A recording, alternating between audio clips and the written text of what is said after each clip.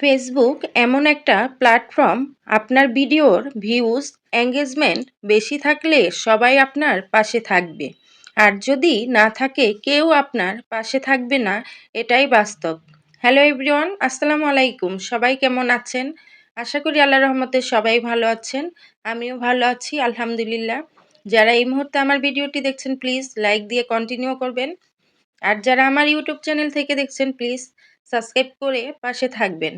আজ রান্না করছি গুঁড়া মাছের চচ্চড়ি, টমেটো দিয়ে আলু দিয়ে। এই তরকারিটা ভীষণ মজার হয়, তো আমি এটা খেতে খুব পছন্দ করি, তাই রান্না করলাম।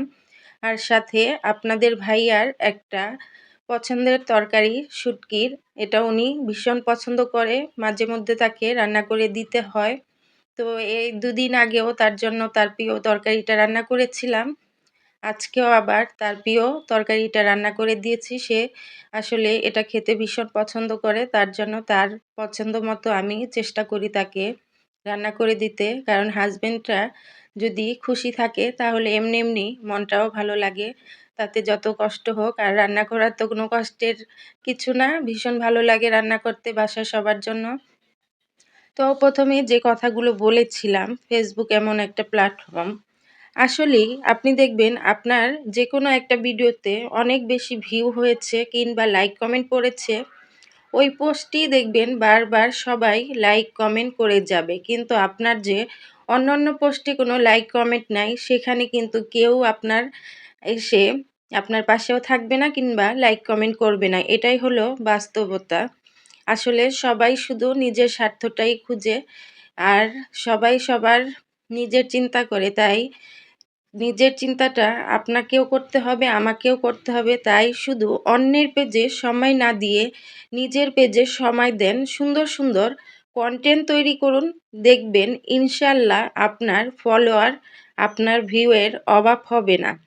তবে অন্যের পেজেও কিন্তু সময় দিতে হবে, না হলে আপনার কিন্তু ফলোয়ার বাড়বে না কিংবা এঙ্গেজমেন্টও বাড়বে না। কারণ কি জানেন, আপনার পরিচিতি যদি আপনি না বাড়াতে পারেন, আপনার ভিডিওতে কেউ লাইক কমেন্ট করবে না।